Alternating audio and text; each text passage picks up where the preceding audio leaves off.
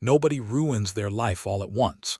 That is the part that makes it so difficult to see coming.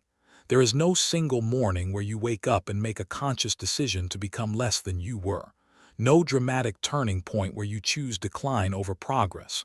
No moment dramatic enough to pause and examine before it is already behind you. It happens in fractions. A slightly later morning here. A skipped commitment there. A standard you used to hold yourself to that you quietly lowered because the week was hard and you told yourself you would raise it again when things settled. A habit you let slip once, then twice, then so many times that the slipping became the habit. Small, invisible, entirely unremarkable in isolation. 1% worse today, 1% worse tomorrow. And one day, somewhere down a road you walked so gradually you never noticed the direction changing. You look up, and the person staring back from the mirror is a stranger wearing a face you recognize, living a fraction of the life you were building before you stopped paying attention to the fractions. Michael did not see it coming. Stay with us, because today we are telling the story of a man who declined by degrees so small they were invisible until they weren't, and the unexpected moment that showed him the mathematics of what he had been doing to himself without knowing. And if stories like this one matter to you, subscribe, because somebody out there needs to hear exactly this today. Michael was 38 years old and could not point to the exact moment things had started sliding. That was the thing about it. If there had been a moment, a clear, identifiable turning point he could look back at and say, there, that is where it began, he might have caught it earlier. He might have recognized it for what it was and made a different choice. But decline rarely announces itself. It does not arrive at the door with luggage and a forwarding address.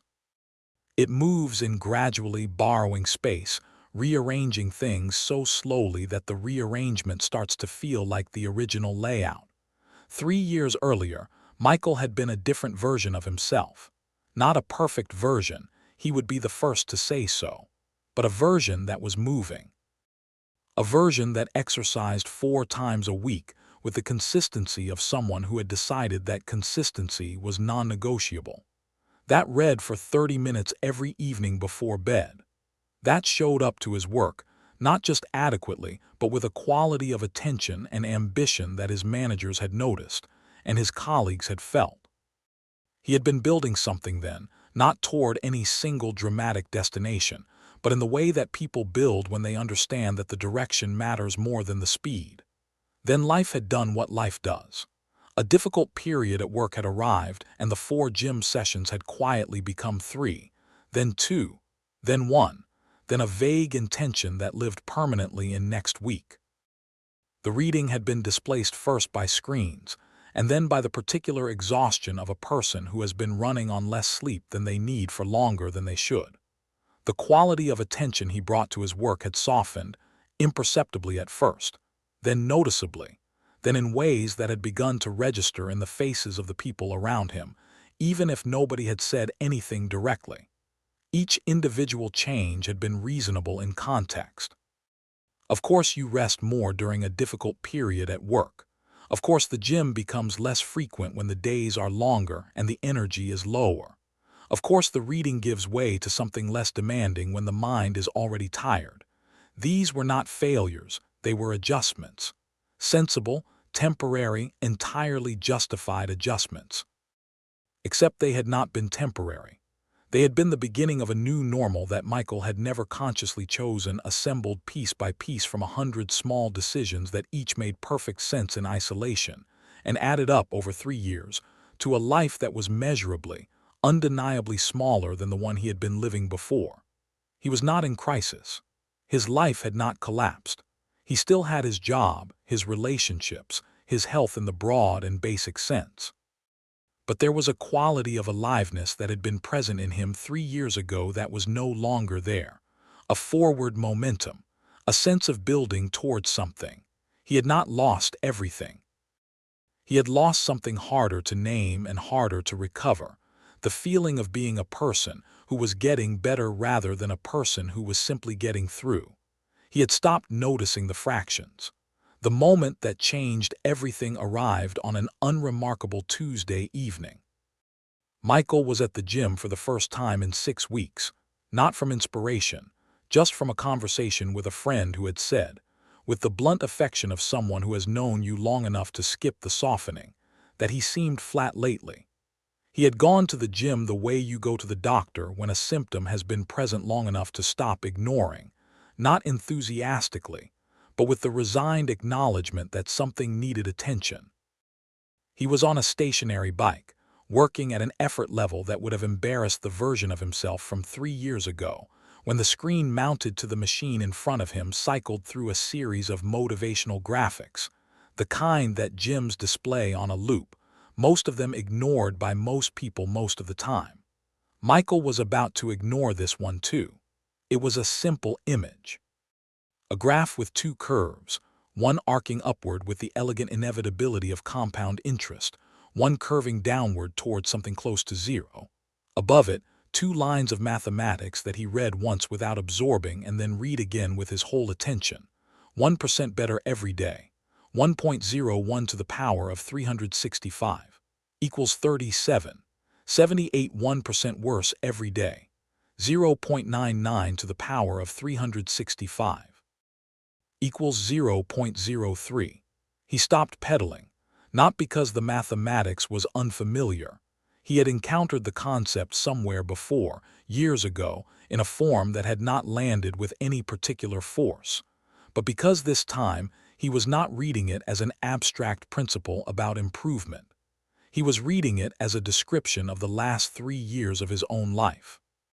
And the number at the bottom, 0.03, the ghost of a starting point, the almost nothing that remained after a year of imperceptible daily decline, sat in his chest with a weight that the stationary bike's resistance setting could not compete with. He had not been declining dramatically. He had been declining by fractions. But fractions, compounded daily over 3 years, had moved him from a curve that was climbing to a curve that was barely above the floor. He sat on that bike for a long time after the graphic had cycled away and been replaced by something else. He thought about the gym sessions that had become optional, the reading that had been replaced by scrolling, the standard of work he had been quietly lowering each quarter with explanations that satisfied everyone including himself, the sleep he had been shorting, the nutrition he had stopped paying attention to, the relationships he had been maintaining at the minimum viable level of investment. None of it had felt like decline in the moment of choosing it. All of it had been 0.99. He got off the bike, went home, and did not make a list or a plan or a resolution. He had made enough of those. Instead, he asked himself one question and sat with it honestly until he had an honest answer. What is one thing I can do tomorrow that is 1% better than what I did today? Just one thing. Not a transformation. Not a return to the peak version of himself in a single effort of will. 1%.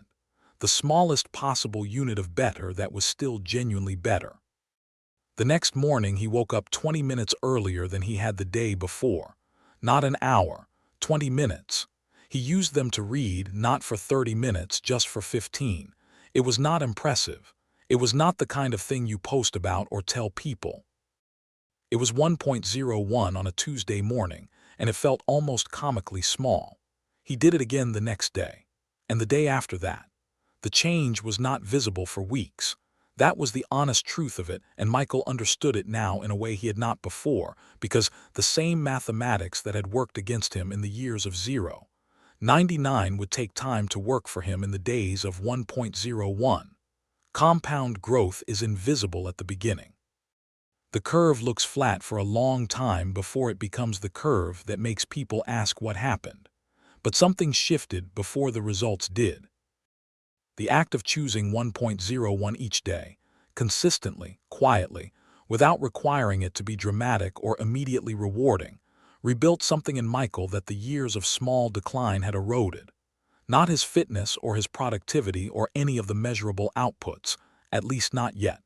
Something prior to those things, his relationship with his own agency. The sense that the direction of his life was a thing he was actively choosing rather than passively experiencing. He had forgotten what it felt like to be the author of his own days. 1% at a time, he was remembering. 6 months later, Michael was unrecognizably different from the man who had climbed onto a stationary bike out of resigned obligation on a Tuesday evening, not in a before and after photo way. In the quieter, more durable way of a person whose curve has genuinely changed direction, who is building again, incrementally and without fanfare, toward a version of themselves that compound time will eventually make undeniable. He had not overhauled his life. He had just stopped letting it decline by fractions.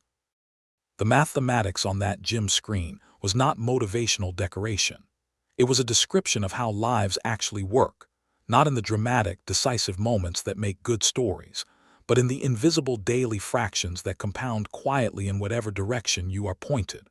1.01 every day for a year makes you 37 times better than you were.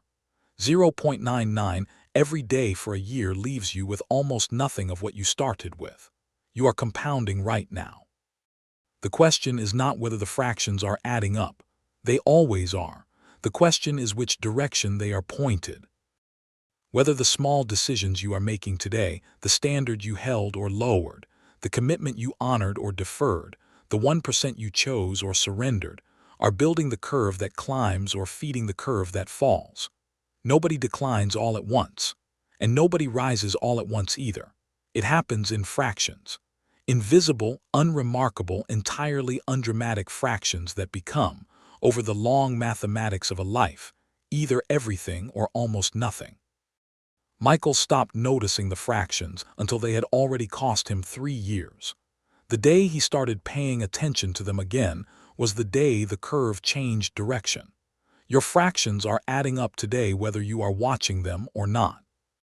The only question is whether you are going to choose them deliberately or let them choose themselves. If this story moved you, subscribe and share it with someone who needs to hear it today.